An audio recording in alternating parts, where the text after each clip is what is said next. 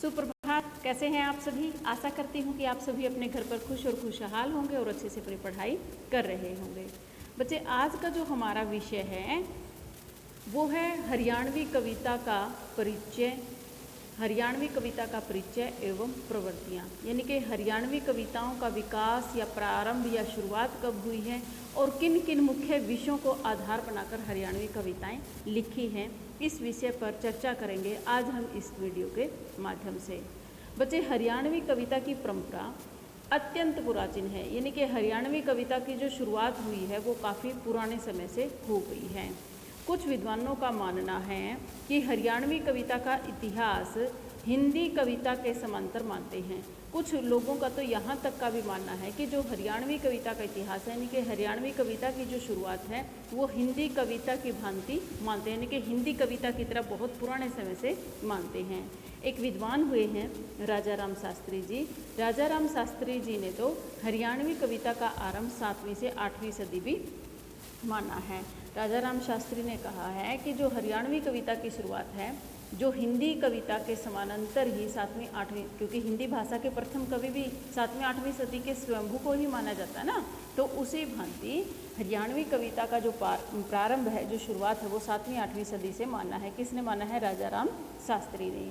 अनेक आलोचक उनके मत को अस्वीकार करते हैं, लेकिन बहुत सारे ऐसे भी विद्वान हैं जो उनकी बात को स्वीकार नहीं करते हैं, क्योंकि वो कहते हैं कि हरियाणवी जो कविता है वो इतने पुराने समय से प्रारंभ नहीं हुई थी। इसे अतिशयोक्तिपूर्ण मानते हैं। राजा राम शास्त्री के द्वारा कहे गए इस कथन को पूरी तरह से अतिशयोक्ति का मतलब किसी भी चीज़ को बढ़ा चढ़ाकर प्रस्तुत करना, यानी कि पुरानी तो है हरियाणवी कविता लेकिन इतनी भी पुराचीन नहीं है।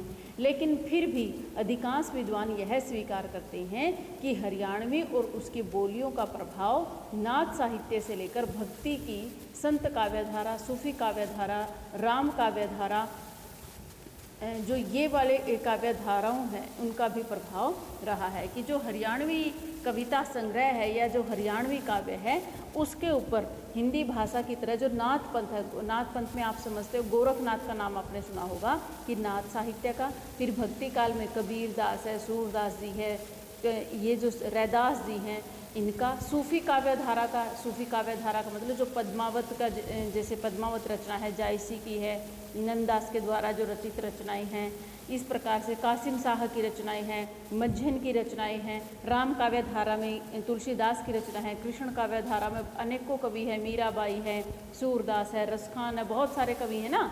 तो कृष्ण काव्यधारा का, राम काव्यधारा का, सूफी काव्यधारा का, भक्ति काल का, और जो नाथ साहित्य में विशेष रूप से हम नाम ले सकते हैं गोरखनाथ का, मच्छिंद्रनाथ का, तो उन सब का प्रभाव भी हरियाणवी और उसकी बोलियों पर पड़ा है, कि हरियाणवी भाषा की बोलियों के ऊपर इन सभी का प्रभाव पड़ा है। जहाँ तक आधुनिक हरियाणवी कविता का प्रश्न है उसे स्वतंत्रता के बाद से माना जाता है। कुछ लोगों का मानना है कि ये जो कविताएं हैं इन लोगों का जो प्रभाव माना जाता है, इनके विषय को यदि हम अलग कर दें और आज की वर्तमान हरियाणवी कविता की बात करें तो वो मतलब स्वतंत्रता के बाद, यानी कि 1947 के बाद से ही इसका माना जाता है, इनकी शुरुआत मानी जाती है। आधुनिक हरियाणवी कविता में राष्ट्रीय चेतना, हरियाणवी संस्कृति, क्योंकि हरियाणवी कविता की यदि हम बात करें वो जो 7वीं 8वीं शताब्दी से राजा राम शास्त्री जी ने कही है वो बिल्कुल अतिशयोक्तिपूर्ण लगती हैं, इन सब का प्रभाव है। और आधुनिक हरियाणवी के जो कवि हैं उनसे पता चलता है, जैसे ओपी जो हरियाणवी हैं, कंवल हरियाणवी है, कुंदन लाल है, इन सब का बहुत बड़ा सहयोग है।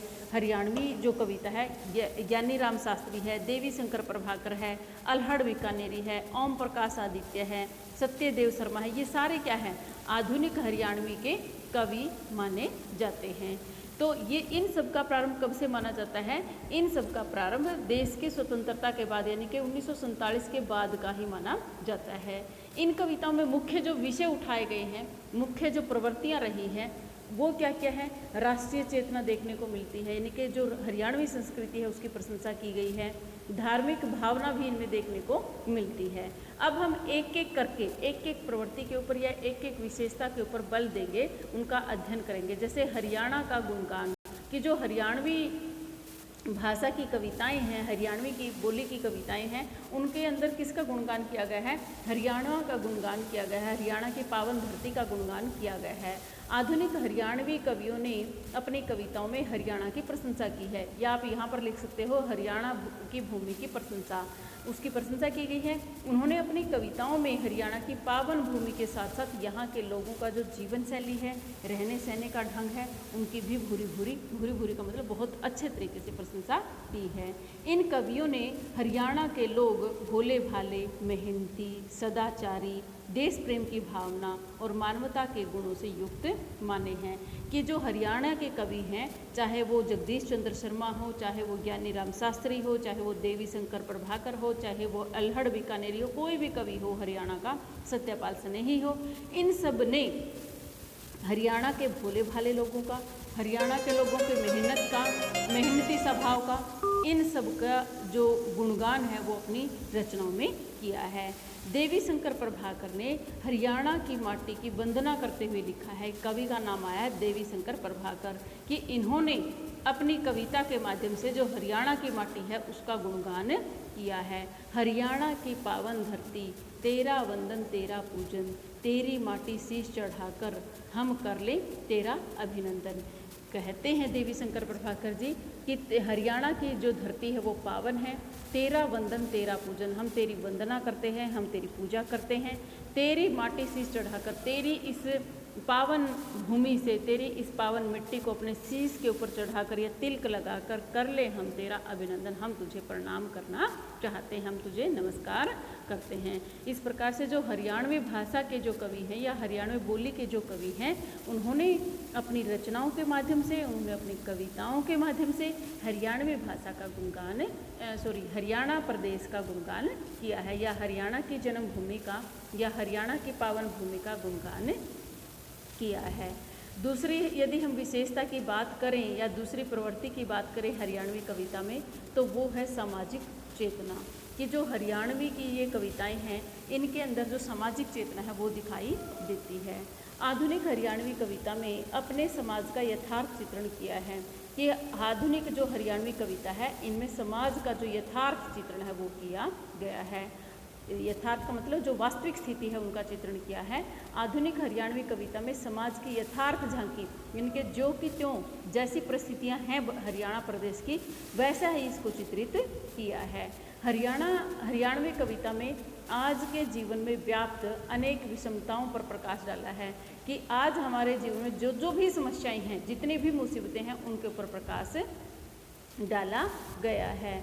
उन्होंने भौतिकतावाद के कारण समाज में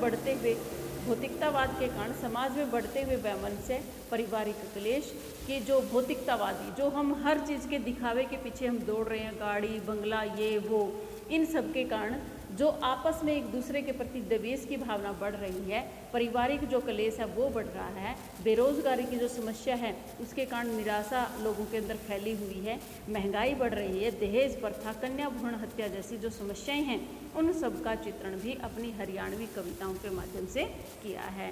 साथ ही प्रेम, सद्भाव, त्याग जैसे जो उदात्त गुण हैं, उनका भी चित्रण इन्होंने किया है। इनके परिवार के सदस्यों का जो पारस्परिक प्रेम है, आपस में जो प्रेम है, उसकी महत्ता को प्रतिपादित करते हुए भारत भूषण सांगीवाल लिखते हैं कि जो हरियाणा के अंदर जो संयुक्त परिवार की जो रहने सहने का जो ढंग है, उसकी प्रशंसा करते हुए भारत भूषण सांगीवाल ने लिखा है कि जिस घर में एका नहीं, रोज रहे तकरार, नहीं कदे भी हो सके उसका बेड़ा पार। क्योंकि हरियाणा जो प्रदेश है, हरियाणा प्रदेश में संयुक्त परिवार जो रहने का सिस्टम है या संयुक्त परिवारों की जो जीवन शैली है, उसके ऊपर बल देते हुए उन्होंने कहा है कि जो संयुक्त परिवार है उसके अंदर हमेशा एकता बनी रहती है। जिस घर में एका नहीं होगा, रोज रहे तकरार, और जिस घर में आपस में रोज तकरार रहती हो, लड़ाई रहती हो, नहीं कदे भी हो सके, कभी भी उस घर का बेड़ा पार नहीं हो सकता, या वो घर कभी भी फल फूल नहीं सकता है। मैं आपको एक और उदाहरण लिखवाऊंगी, उसके माध्यम से भी आपको पता चलेगा। रामफल गौड़ हैं धनौरी गांव से, और वो भी हरियाणवी भाषा के बहुत ही अच्छे कवि हैं। वैसे तो इंग्लिश के लेक्चरर हैं वो, गवर्नमेंट स्कूल में नरवाना में उनकी पोस्टिंग है। उन्होंने बहुत ही अच्छी कविता लिखी है और उसमें उन्होंने लिखा है, औरत की कहानी कविता का नाम है। उन्होंने लिखा है कि मेले रस्ते शिक्षण संस्था जीना रहे हराम मेरा, कि मेले हों चाहे रस्ते हों चाहे शिक्षण संस्था हो, जीना रहे हराम मेरा, कि मेरा जो जीवन है वो हमेशा हराम रहता है। कदे पेट में कदे दहेज में कर दे काम तमाम मेरा, कि कभी मेरा पेट के अंदर, यानी कि जो कन्या भ्रूण हत्या जैसी समस्या की हमने ऊपर बात भी की है ना, तो कन्या भ्रूण हत्या हो चाहे दहेज प्रथा हो, कभी पेट के अंदर यानी कि कन्या भ्रूण हत्या रूपी समस्या के रूप में, और कभी दहेज प्रथा के कारण मेरा काम तमाम कर देते हैं, अर्थात मेरा वध कर देते हैं। एक औरत की पीड़ा को चित्रित किया गया है। इस प्रकार से हरियाणवी भाषाओं की कविताओं के माध्यम से, चाहे वो दहेज प्रथा हो, कन्या भ्रूण हत्या हो, उन चीज़ों का भी, यानी कि हमने अपनी कमियों को भी उजागर किया है और हमने अपनी जो जीवन शैली है उसका भी चित्रण किया है। इस प्रकार से आपने देखा कि जो हरियाणवी कविता है उसकी जो प्रवृत्तियां हैं कितनी संवेदनशील है, कितने यथार्थ का चित्रण करने वाली है। हरियाणा प्रदेश की भूरी भूरी प्रशंसा की है। और दूसरा जो मुख्य प्रवृत्ति है वो है सामाजिक चेतना की, यानी कि समाज में जो फैली हुई कुरीतियां हैं उनका भी चित्रण इन्होंने अपनी कविताओं के माध्यम से किया है। आगे हम जो क्वेश्चन करेंगे बच्चे, वीडियो फिर काफ़ी लंबी हो जाती है, आगे का जो हम क्वेश्चन करेंगे वो नेक्स्ट वीडियो में करेंगे। आशा करती हूँ कि जो मैंने जितना पढ़ाया है 2 ही पॉइंट आपको बताए हैं। मैंने ये आपको बताया है कि हरियाणवी कविता के जो प्रारंभ है, जो शुरुआत है, वो राजा राम शास्त्री जी 7वीं से 8वीं शताब्दी में मानते हैं, लेकिन इतने पुराने समय से मानने से सभी विद्वान सहमत नहीं हैं। उन्होंने उसकी बात को बहुत ही अतिशयोक्तिपूर्ण बताया है। और उसके बाद यदि हम बात करें आधुनिक हरियाणवी कविता की, तो स्वतंत्रता के बाद से मानी जाती है। मैंने कुछ कवियों के आपको नाम बताए थे और फिर उनकी प्रवृत्तियों पर बल दिया था, जिसमें हरियाणा प्रदेश की भूमि की प्रशंसा की है और दूसरी प्रमुख प्रवृत्ति थी सामाजिक चेतना का चित्रण। नेक्स्ट वीडियो में इसके आगे का पार्ट होगा। धन्यवाद। जय हिंद, जय भारत।